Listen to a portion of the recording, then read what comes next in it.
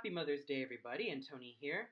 And as a very special gift to all the wonderful moms, and especially that of my own mom out there, I present to you a review of Tchaikovsky's Eugene Onegin, which was shown at the Deutsche Oper Berlin. The conductor was Ido Arad. The production was by the late, great Gotz Friedrich. The set design and costumes were by Andreas Reinhardt. The choreography was done by Stefano Giannetti. The chorus master was William Spalding, and the play manager was Gerlinda Pelkowski. Now, aside from The Nutcracker, Sleeping Beauty, and Swan Lake being my most favorite ballets by Peter Ilyich Tchaikovsky, I also love some of his operas, mainly that of The Queen of Spades, and of course, tonight's opera, Eugene Onegin. Now, Eugene Onegin was a novella by Alexander Pushkin in which it talks about the life of the bourgeoisie Russians and also that of the aristocrats as well. Now, even though it's titled Eugene Onegin, this is basically a coming of age story for the main heroine of the novella, Tatiana Larina. She starts off as a shy, timid, withdrawn, and very daydreamy like person. And then when she meets Eugene Onegin, she becomes all love struck and then really wants Onegin to really love her as much as she wants to love him. But things kind of get a turn for the worse as Onegin flirts with Olga, Lenski gets jealous, Lenski gets killed in a duel by Onegin, Tatiana marries Prince Gremin, and then Tatiana basically tells Onegin that even though she still loves Eugene, she basically has to stay devoted to her husband, the Prince Gremin. So this is a very, very stirring and very heart-wrenching coming-of-age story, especially for this young heroine, Tatiana Larina. It basically shows that she went from this timid, shy young girl in her late teens to a very direct and very much a faithful wife in the end of the story. Not to mention, this opera has a lot of well known numbers, like the duet between Tatiana and Olga, which basically turns into a quartet between Tatiana, Olga, Madame Larina, and Filipievna, the letter scene, which is sung by Tatiana, Lenski's Kuda Kuda, or Farewell to Life, and Prince Gremin's aria of love and how Tatiana has changed his life for the better, and also that of Monsieur Triquet's couplet, in which he sings his aria in French. And this opera presents a very interesting challenge, especially for the soprano singing Tatiana, the baritone singing Eugene Onegin, and even the tenor singing Vladimir Lensky. Now, with Tatiana, especially in her letter scene, any soprano who dares sings that needs to have a lot of stamina and a lot of, well, great vocalism in order to pull this off very well. After all, Tatiana is the main focus of this opera, and she's also the main heroine. And then we have Onegin. It's a very thankless part for any baritone, but it's a very rewarding part as well, as he needs to basically have a lot of great acting chops since Onegin does start out as a very cynical and very much a rationalistic person who doesn't see Tatiana as a lover, but more as a friend, and then much later in the opera, he starts to have feelings for her and actually falls in love with her. And then Lensky is a very wonderful part for any lyric tenor because he has to have a lot of, well, great acting chops as well, but also has to have a very lyrical way of singing, especially with his Farewell to Life aria. So it's a very wonderful opportunity for a lot of singing actors, and especially when it comes to the role of Tatiana. Now, one singer that has basically made the role her own was none other than Galina Vishnevskaya, who has sung this role for many years and has been lauded by a lot of the critics because of her performance as Tatiana. Now, my first experience with Eugene Onegin basically came in the form of of Kiri Takanawa's rendition of Tatiana's letter aria sung in English. And from then on, I started to become a lot more exposed to how the story was of this opera, and I got to see some excerpts on YouTube. And I have to say that they pretty much fascinate me and have pretty much compelled me to see this opera in its entirety. So overall, I really love the music of Tchaikovsky's Eugene Onegin, especially that of all the numbers that I've mentioned. Now that that's out of the way, let's talk about the production. Now, the production of this Eugene Onegin was actually pretty great all around.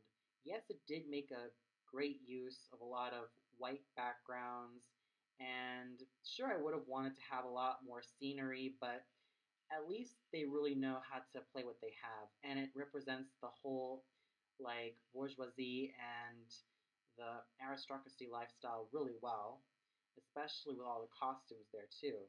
And sure, the first scene starts out with a lot of whites everywhere, and then much later we have some like more scenery added here and there, especially with Tatiana's bedroom, which I thought looked really gorgeous. And then a lot of other scenes were played out really well, making great use of color, and especially that of the ballet scene, in which we see Onegin and Lenski's corpse watching a ballet, as if though that, well, it's not just the fact that Onegin is pretty much reminiscing with his dear friend, but it's also a welcome to the afterlife for Lenski, in which we see a couple of neon dancers coming in the scene to carry Lenski's dead body away from the stage, which I thought was really cool. And I think it also represented like the change of fates, especially for Onegin as well. And let me just say that the costumes were absolutely elegant. And in the first scene, we see Tatiana and Olga wearing white, especially that of Madame Larina and Filipievna, as if though they were to represent the high bourgeoisie class. And Tatiana has a shawl to indicate that she is the eldest of her family, while Olga basically is in her like Sunday's best, though with a dress that's usually worn by like girls like let's say about 18 years old at the time. So it was actually a very wonderful production that really made a great use of its colors, and it was just simply put gorgeous all around. The conducting done by Maestro Arad was just simply put fantastic and absolutely very mellifluous all around, and especially when he went all out with the finale, it was just simply put gorgeous conducting done by Maestro Arad. And now let's get to the singers, which I'm actually very excited to talk about. In the title role of Eugene Onegin, we have Etienne Dupuis, who I've actually seen many times, mostly as Giorgio Gemont from La Traviata, and even that of Enrico Ashton from Lucia di Lammermoor. And he still has his wonderful, dramatic baritone voice that he was able to sing with such abandon very well. He was able to make the character of Onegin very convincing, and he was able to start out his character as sort of a cynical bastard who is kind of like a distant person to Tatiana. But then later in the opera, we see a lot more layers of him, and then he sings his heart out with such abandon that it was such a thrilling performance of this role, and it was just simply put so heartfelt, especially that of his final moments on stage. It was just simply put wonderful. Everything was done so well, from his flawless technique and to his impeccable acting, and even to giving his whole heart and soul to this role. He really deserves a huge kudos from me, and it was definitely a very wonderful portrayal of the title role of Onegin. And in singing his friend Lensky, we have the Russian tenor Grigory Vasilyev. a tenor that I've never really heard of before, but I'm actually glad to have heard him live right now. I've actually read in his biography that he specializes in a lot of the full lyric tenor repertoire, like that of Edgardo from Lucia de Lammermoor being one of his roles. And he had a very flawless singing voice. It was just simply put one of the most beautiful tenor voices I've ever heard. It is so comparable to the likes of Nikolai Gedda, Fritz Wunderlich, Rolando Filathon, Pavarotti, and many, many other lyric tenors and many other great tenors of the past. He really lives up to the standards of pulling off this challenging role really well, and he sang Kuda Kuda with such heart and such passion and such melancholy that it really whisked me away. Yes, Lenski is also almost like a little bit like Werther, but while Werther is very melancholy, Lenski is more impulsive and a little bit more jealous, especially when Onegin flirts with Olga, and he demonstrated that very well. His chemistry with Mr. Dupuis was just simply put fantastic. It was just simply put a very fantastic portrayal of such a melancholic character, but also a very strong character as well. He was able to pull it off with flying colors very well, and it was a very wonderful portrayal of such a wonderful character. And then we have Tatiana, sung by the young Australian soprano Nicole Carr. Now, Tatiana, like I said, has to be sung by a spinto soprano who really has to give all of her heart out in this role, and she really did. Nicole Carr basically is a soprano I've never heard of before, but I've heard some really good things about her. And let me just tell you, those expectations that I've kind of had for Tatiana just simply blew me out of the water. She had such a fine and very gorgeous sounding voice. She was able to navigate her notes extremely well with such frisson and such passion and such beauty that it was just simply put, it just got me hooked on edge. And her acting was just simply put very mesmerizing. She was able to make Tatiana a very human character who has her doubts, uncertainties, and flaws as a person, but still she makes us able to relate to her problems really well, and she pulled it off with flying colors. But more than anything, it's her voice that really sold it for me, especially that in the letter scene and that of the final scene, where she sang her heart out so much that, like I said, it just whisked me away. And that final B in the finale was just simply put piercing yet so magnificent. It was a very wonderful portrayal of the main heroine of this opera that I really can't wait to see more of Miss Carr. Singing her younger sister Olga was Ekaterina Sergeyeva, who is a young lyric mezzo that I've never heard of before, but I've actually seen her online a couple of times. Well, not always on YouTube, but I've actually read her biography. Her portrayal of Olga was just simply put very solid and very gorgeous as well. She has a very nice tone, and she was able to be a great contrast to that of Nicole's Tatiana, in which she's flighty and impetuous, and she basically had a lot of fun with this role, as I could really see. She was able to make Olga a very flighty and very fun person, but also a very caring sister towards Tatiana.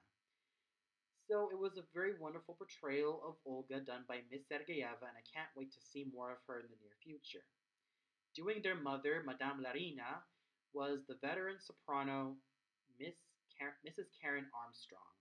Now, Karen Armstrong is a soprano, or basically a spinto soprano, who has sang since the 1960s all the way up to the 2000s. And in the 1960s to the 70s, she's basically been specializing in a lot of light lyric roles. But then her big breaks came when she sang Elsa in Bayreuth in the 1980s, and therefore has started to sing a lot more roles in the spinto repertoire, like not just Elsa, but also that of Elisabeth from Tannhäuser, Salome, and the Marschallin from Rosenkavalier.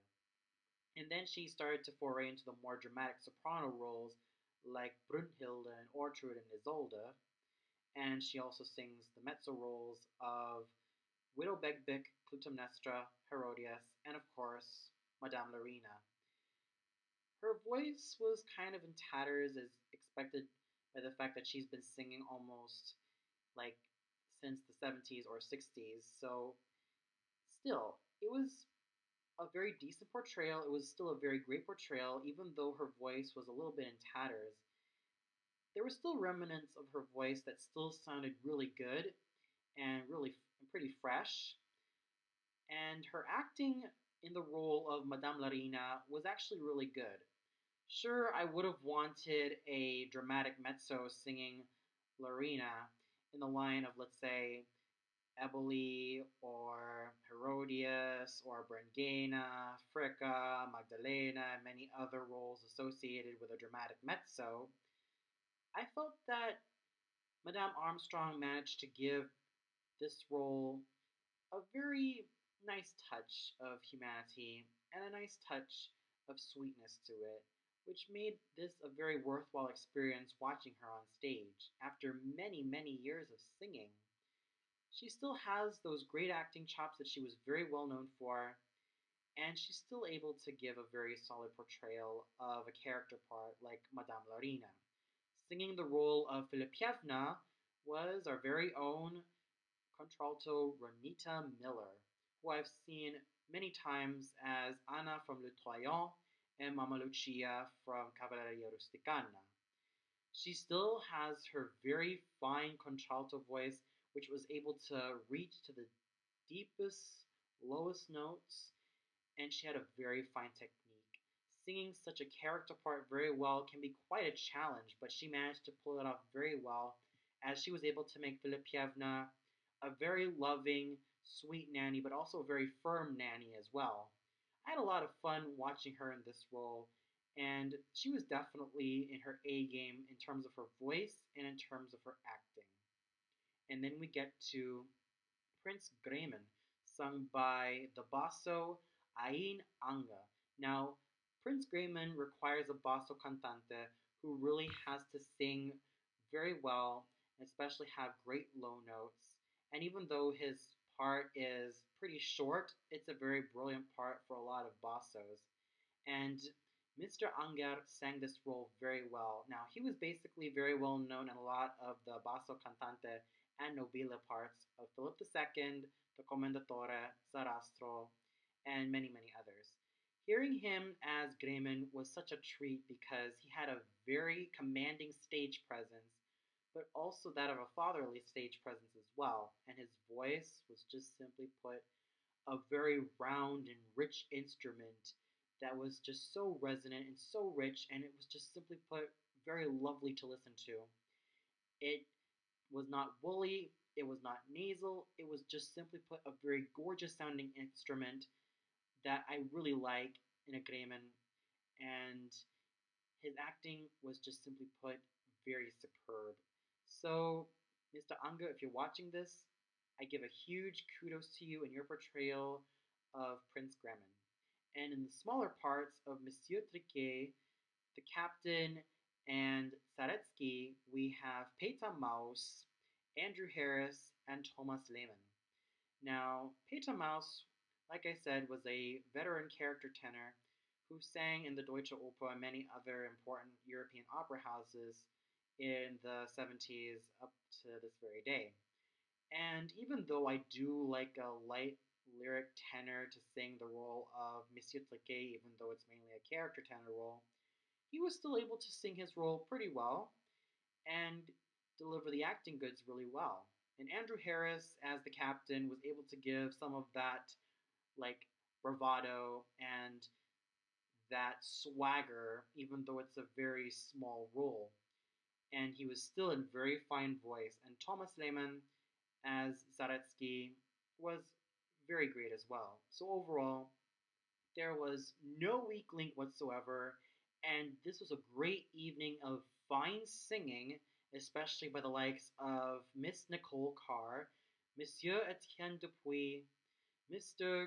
Grigory Vasiliev, Miss Renita Miller, Madame Karen Armstrong, Mr. Ein Anga, Mr. Peter Maus, Andrew Harris, and Thomas Lehman. So I felt that if you're all watching this, then you all did a fantastic job in my book, and it was simply put a very thankful and very simply put a very wonderful evening for opera thanks to you guys.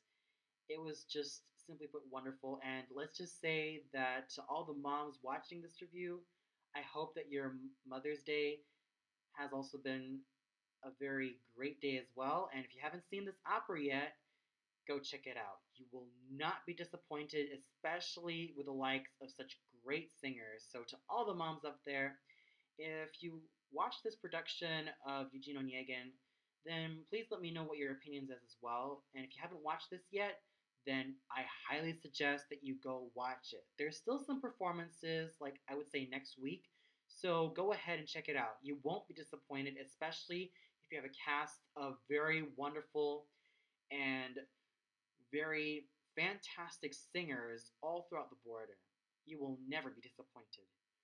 Well, that's all for now, and this is my 99th review as well in terms of a music or excuse me, this is actually my 99 music review as well. So I don't know what I'm going to be reviewing for my 100th review, so I hope it's going to be very great. So until then, this is Antoni signing out, wishing you all a good night, and happy Mother's Day, everybody.